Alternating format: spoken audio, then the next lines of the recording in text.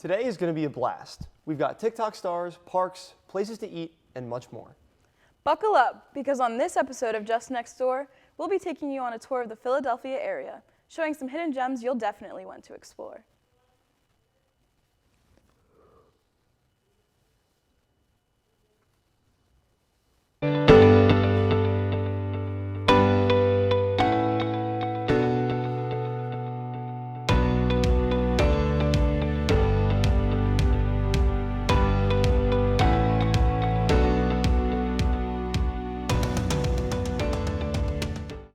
Hello and welcome to Just Next Door, the show where we take you on a tour of what's in and around Philadelphia. I'm Kyle Storty.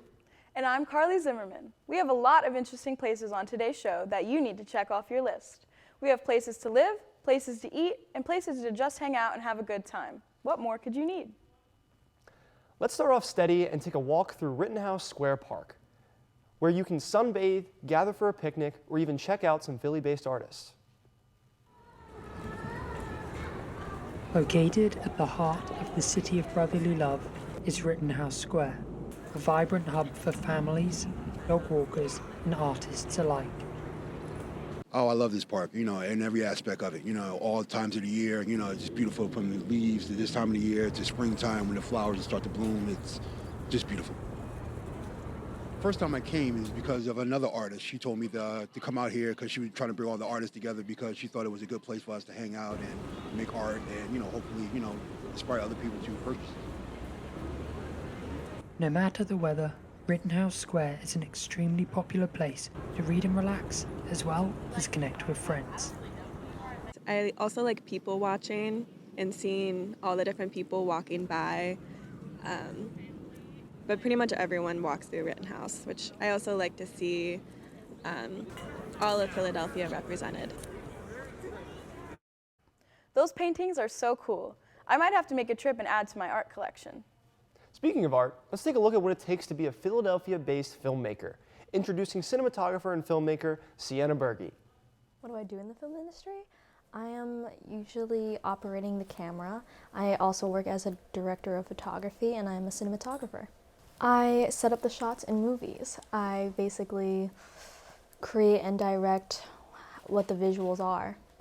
A day in my life on a set would probably be lots of camera work. I would be holding the camera a lot. I would be constructing and building cameras. I would be maintaining batteries, maintaining all the wires, making sure everything is in order, and directing the shots and placement of the camera. I don't think there would be anything I'd be doing differently. I think I'm doing the best I can right now as an 18-year-old. I definitely think my age is something to consider. I don't think it is constricting me at all because I can learn, and I've learned at a young age to do this, but I definitely think because I am smaller than most DPs, it is hard for me to always carry cameras that weigh like 30 pounds. My goal is to work on a narrative film in Hollywood. I'd love to just like dip my toes into Hollywood a little bit and see if I like it or not. I do love the industry. I love what I'm doing, and I love being in it. I love the exhilaration of being on set and creating what I love. Sienna's work is incredible. It's great to see amazing content being made right here in Philadelphia. If you want to keep up with her work, follow Sienna on Instagram at CyberGay. Another creator we want to highlight on today's show works with a different platform. Molly Massantonio is a D1 athlete at LaSalle University who makes TikToks that show that collegiate athletes are more than just their sport. Let's take a look. Hi guys, my name is Molly Massantonio. I'm on the women's basketball team here at LaSalle, and I'm also a micro-influencer.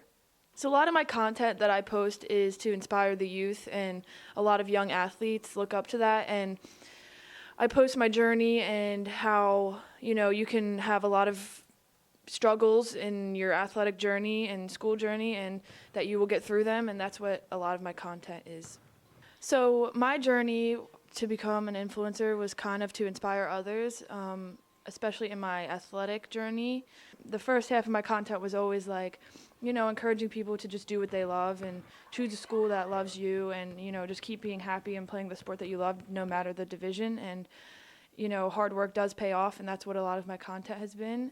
Another part of my content is mental health and how Mental health is just as important as physical health, and that's a lot of my content. So this past year, my mother did pass away during the season, and that was a really hard year for me, and putting out content to show awareness of mental health and how it's important to prioritize your mental health is really good. And when I was younger, I wish someone did that for me, because back then you think your sport and your school defines you as a person, whether you're doing bad or good. And at the end of the day, basketball and your sport is your hobby, and taking care of yourself is the most important, especially mentally. But other than that, I also use my content as humor and funny, and because a lot of people take life serious, and I think making funny content about your sport or your daily struggles is also fun, and a lot of people can relate to that content. So that's what I also do, and it's not just sad on my profile. What a great message. If you're interested in giving Molly a follow and seeing more of her content, you can find her on TikTok at MollyMass12. We're next headed outside LaSalle's campus to take a walk through Worcester Woods City Park, where we will learn about the history of the woods as well as new improvements coming to the park itself. When we come back, Kyle will be interviewing Molly Massantonio about her journey as a D1 basketball player and a TikTok micro-influencer. Roll the clip. My history goes way back, over 50 years playing down here, touch football. The Worcester Woods, it's a beloved park with acres and acres of lawn and ancient trees. It's really a tree museum. We founded this Friends of Worcester Woods, one of the 130 Friends of Fairmount Park groups. It's called the Park Friends Network. Parks and Recreation provides us with a liaison who comes out and consults with us on improvements we want to make.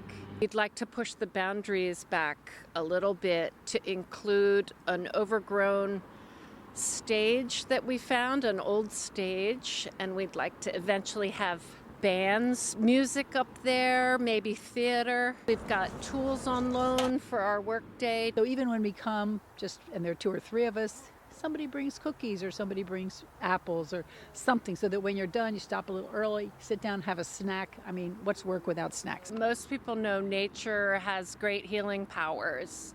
It's also just so rejuvenating and grounding to come. We created this mission statement for both preserving the park acreage for the citizens of Philadelphia, and also making a few improvements such as trails through the forest that would make it more accessible for hikers and dog walkers. Joggers go past all the time. It'd be beautiful to do so in the woods. It's an easy thing to get involved with. We're trying to eventually host larger groups for service days, such as high school groups, college groups, maybe college alumni. We definitely would like to come here and volunteer some more. Parks and Rec has been incredible. We collect a whole lot of trash from the woods and we put it out on the curb. They'll come and do a pickup for us. And t-shirts, identification is actually a really big part. It gives people a sense of solidarity. And then a lot of retirees are also out here. All the plants that are here, fresh air. It feels like a place we want to be. And if you'd like to lend a hand, make sure you get in touch. Most important thing, though, is coming out to experience what we have here. It's a real treasure. Check out those trails. Worcester Woods Park looks like a great way to get outside and enjoy the beautiful nature. Now please join me in welcoming Molly Massantonio to Just Next Door. Molly, how are you doing? Hi, I'm great. How are you? I'm just fine. Not a lot better that you're here now. So for the people that might not understand what you do at home, explain to me, explain to everybody else, what is a micro-influencer? So basically I'm on TikTok and I started just making fun videos, and one video actually kind of went viral and a lot of people liked my content that I was putting out there. So I started off doing that and I was just consistent with my TikToks and kind of just posting things about my journey and basketball journey and stuff like that. So mainly on TikTok, yeah. Nice. Would you say that your motive to post TikToks has changed as you've continued to grow? Yes. So when I first started my TikTok, it was how I came from Division II to Division I. So a lot of people thought that was very motivational, I guess. But then as time went on, I went to do like funnier stuff, like content like people can relate to, and then more mental health stuff as the time went on, and things happened in my life, so I kind of wanted to be more real with my audience. Yeah, so it definitely did change a little bit. Yeah, so to touch on that mental health thing, like, would you say that that is the main basis of a lot of your TikToks? Like, is that the main theme that you're going for? Yeah, I would say most of it is mental health stuff. My audience is young athletes, and when I was young and had mental health issues, I always wished someone kind of talked to me about it. And, as athletes, we're told to be strong and mentally tough, and we don't really know how to be mentally tough in those aspects. So I think talking about it and just spreading awareness about it is really important, because, mental health is just as important as physical health. So, yeah. Yeah, so, as a basketball athlete, how important would you say mental health is in keeping yourself in check like that as you're doing your sport? Yeah, it's very important, because if you don't have a good head on your shoulders and you're not thinking right, it's really hard to perform to your best ability. And, basketball has been an outlet to me mental health wise. Like, that's my escape, and I feel as though like your sport should be your escape for whatever you're doing. It's supposed to be fun. Your sport should never make you have self-doubt or all that stuff, because it's a hobby at the end of the day. It should be your escape. And basketball has really in the past years been like our outlet as a family that kept us together. So basketball has really been important in my life. Yeah, absolutely. Yeah. And now that you're in season, I'm assuming you're a little bit more busy now. Yeah. Do you find yourself making more or less content when you're in season or out of season? I would say more, because we're traveling, we have games, we have practice every day. So making content is kind of easy, because I'm just always in the gym, and it's after practice or before practice, it's just easy to make TikToks, like being in the gym, because that's basically what my account is basketball. So it's been a lot easier and more fun because everyone's involved. Mm-hmm. Yeah. What would you say your favorite aspect is about being on the LaSalle basketball team or being a D1 basketball player? I would say just being around the people that I'm around with. Like, I love my teammates, I love my coaches, and I loved all my teammates being here. And I think just making memories and having one goal together, and yeah, just making memories and just having fun, I think is the main thing. And playing basketball at the end of the day is fun too. So, and living close. So there's been a lot of aspects why I love LaSalle basketball. Yeah, and I'm sure that's really important as far as like your team and like your family, because like I'm assuming they support your content creation a lot. Yeah. Like, can you speak on that? Like, what's their opinions on, as far as coaches or teammates, their opinion on your content creation, your TikToks? I think a lot of them like it. Sometimes they'll repost it and that stuff. But my family does like it a lot, because a lot of my TikToks are about them and how much they mean to me and how much they've sacrificed for me. And, I love doing that and making people happy in that aspect. So, yeah. What would you say your favorite part about being on social media is, like that part of being micro-influencer? What's your favorite part about that? I think I just love meeting people, like through TikTok and through social media. There's so many people that you haven't met, or like you would never meet if you didn't have social media. So I think there's a lot of young athletes that I've connected with and who have reached out to me and like are saying thank you for posting this, thank you for that, and we still kind of talk here and there and like check up on each other. So it's been really nice to like connect to people. Nice. Do you have any influences yourself on social media or on TikTok that you kind of look after, or is it more just something like, hey, I want to make this, and then you just make it? Sometimes like I'll see other posts and I'm like, oh, like I like their posts, like maybe I'll do it. But usually I just go off the sounds and just kind of come up with something that I think is funny or like that's going on in my life to post that would maybe be influential to my audience. Yeah. For your TikToks, when you make them, is your main goal mental health? Like, is that what you want your message to be that you put out to your viewers and to your followers? Yeah, I would say mental health, but also there's another aspect to it. Like, everyone goes through something, but there's a way to like, you have to focus on it, but humor is a huge thing for me, like kind of coping with humor, as much as it's not always the best idea, but humor is really what brings everyone together, and I think mental health is really important, and to laugh about certain things and make content that people can enjoy at the same time too, and it's not always just sad and funny content too. Yeah, and now that you're in season and you are busy, is there any plans that you have for the future of your social media or TikTok? Do you have any goals in mind that you want to set for the future? Yeah, I definitely want to keep continuing it and just keep growing my audience. I really love doing it. I love making TikToks and making people laugh and just doing it with my friends. So hopefully I can, grow it a little more, and you never know what's going to come out of it. You never know. Like, you can post a video and have one person see it, but it could be the most important person ever that you wanted to see it. So I would just say just being consistent, and hopefully we'll see where it goes. That's awesome. Well, Molly, thank you so much for joining us. Thank you for having me. Very inspiring what you Thank have you. doing with the LaSalle basketball team, and best of luck in your season. Thanks so much. Of course, yeah. We're now going to take a quick break, but when we come back, we will have more places and things to do in the city of brotherly love.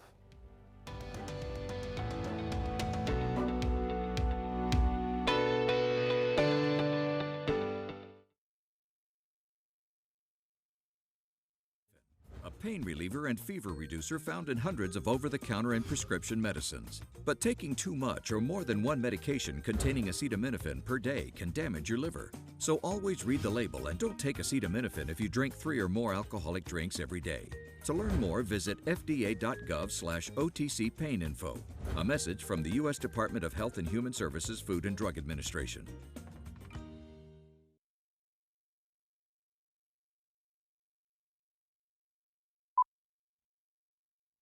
I found hope in the midst of an overwhelming situation.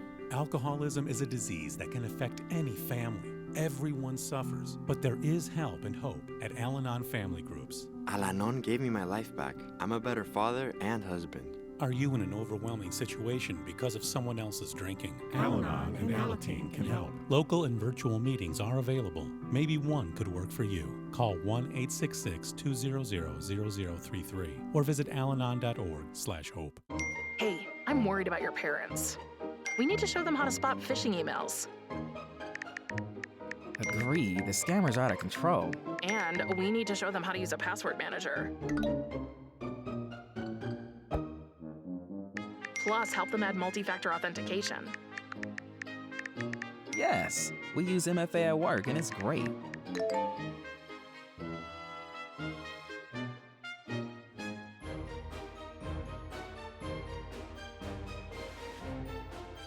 Great cake. I'll use MFA to verify my purchase.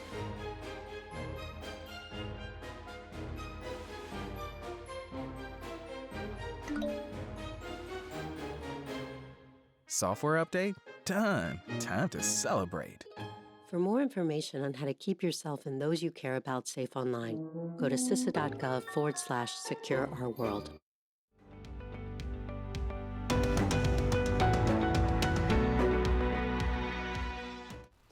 Welcome back to Just Next Door.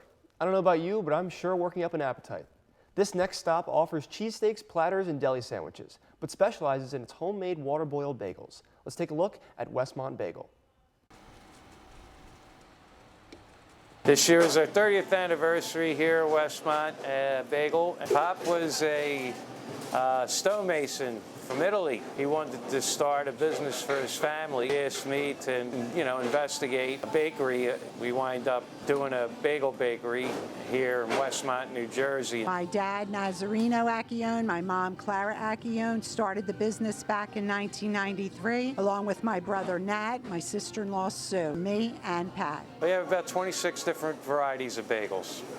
Baked fresh daily. Probably being one of the best around. They're boiled and baked the old-fashioned New York style bagel way. We've never changed the recipe or the way we do it since the day we opened. And I feel like the bagels speak for themselves. The bagels are true, authentic water bagels.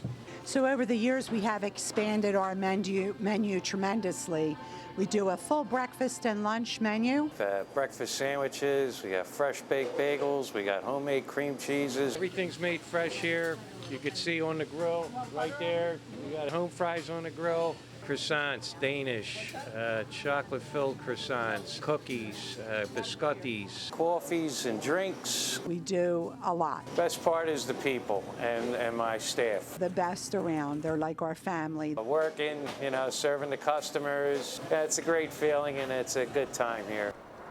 Man, am I glad to be back for this one. Those bagels look delicious. Located in Haddon Township, New Jersey, Westmont Bagels is open every day from 6 a.m. to 3 p.m. After a nice lunch from Westmont, you can take a trip back into Philly for Fat Lady Brewing. Located on Main Street in Manayunk, this brewing company is the perfect place for a nice cold beverage. So, Fat Lady Brewing sits in a building that my family has owned here on Main Street in Manayunk for more than 35 years. So it's not a long history. It's not a long history. We had the idea to do the brewery in 2020. It was during COVID. I had no history in brewing beer, and while we were all locked away during COVID, I just did a deep dive every day into the history of brewing and how to brew and what it would take, and conceptualized the idea of Fat Lady Brewing, which is a circus theme. And the reason I landed on a circus theme is because of this very old-time kind of concept that everybody's welcome at the circus.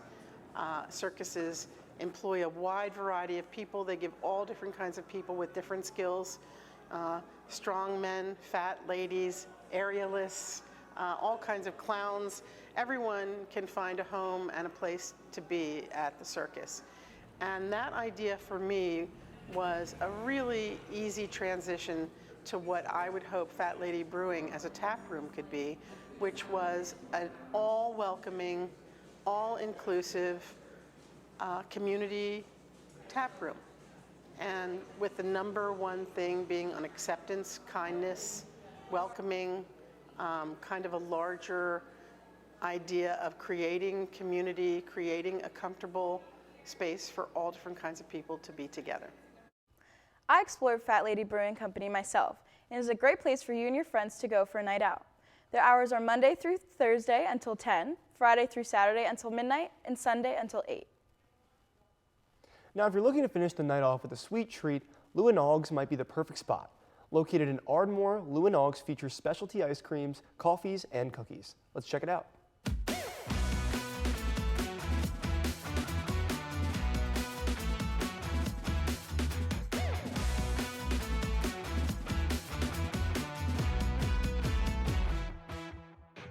We've always wanted to do a coffee shop. That was something that we've always had as a sort of like a side project. No one's going to go out of their way to just get another sundae. We kind of wanted to make it something that's worth the effort to go out to a spot, take your whole family and go out there. All of the menu items that are at the shop are pretty much like we've kind of worked through each and every single one of them.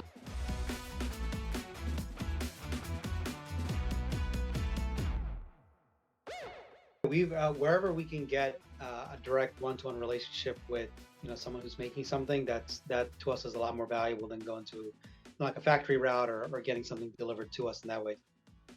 We try to make sure we're all about supporting small businesses, but we also are I think small businesses kind of equal quality a little bit more too. There's a lot of people put a lot of energy, and it's more, more focused on the quality for me personally.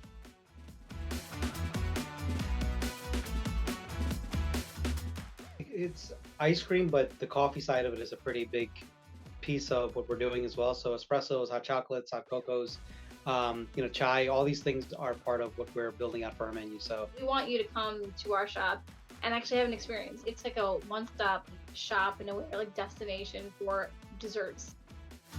Wow, that looks so good. Don't forget to try their affogatos when you stop in. Lou & Oggs is definitely on my list of spots to explore. We're switching gears and traveling over Stenton Avenue to check out a small business that specializes in luxurious dreadlocks for women. Roll the clip. I offer the service full locks, and I've been servicing the service for about 6 years now. What inspired me was I always had a passion to do hair, but I wasn't too sure what my specialty was going to be as far as just doing hair. And once I came across the styles of locks and I actually started doing it and made it my own, I really locked into that style. And at that time I was in college, so it was very convenient for me to come home on weekends and get clients, or maybe do some of the students on campus here. It was very convenient and a learning experience. So when I finally did leave college, I took it serious. What I love most is basically having people feel pretty and satisfying others and have them look their best. What I would say to younger girls who would want to do what I do is to just take your time. Don't feel pressure or feel like it's a competition with anyone. Move at your own pace and do what feels right for you. As far as pricing or as far as how many clients you have, just do what works for you and the success will come. If you're interested in getting your locks done, check out her Instagram at Luxurious Locks by Nee. If you've enjoyed all of these Philly spots, this last feature might be for you. Located in Germantown, the Worcester Court Apartments are a popular apartment complex for LaSalle University students and Germantown residents alike.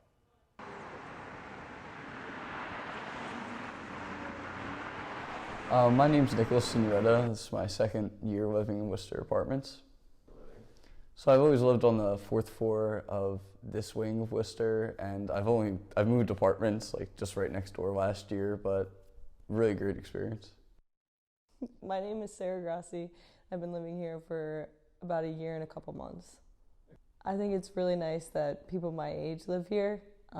It's easy to walk down the hallway or down the steps and hang out with everyone that's in here. It's really convenient living here because I have my friends. We live in one apartment, and then I have another group of friends that live below me, and it's easy to just knock on their door and then walk down to the gym and use the gym together. Worcester's nice because they have a game room on the other side of the apartments, which has a ping pong table, an air hockey table, foosball table, so it's nice on like a Friday night if me and my boys want to go down there, play some games. I guess one of the biggest advantages of Worcester, at least that I've noticed, it's junior and seniors up, so I know most of the people that live here now, which is great. It kind of builds this whole sense of community, because just most of these people that I've went through school for 3 or 4 years with, so it's a really great time just being able to walk down the hall or down another floor and find someone you know and hang out. Worcester's very nice because it's right on campus despite technically being off campus. It's a very good walk for me. It's 2 minutes from the business building right next to the nursing building. It's only a 3-minute walk from the rest of campus in general, so that's very nice. It's also nice for the locals that are currently living on the other side of the apartments, because it's very close to Germantown, obviously just the proximity to everything else around here. If you're interested in touring an apartment, call 484-904-1111. Well, that just about does it for this episode of Just Next Door. Don't forget to check us out on social media. You can find us on Twitter at LaSalle TV Philly or follow us on Instagram at LaSalle TV. We would love to hear your comments and suggestions. I'm Carly Zimmerman. And I'm Kyle Storty. Thanks for watching, and we'll see you next time on Just Next Door.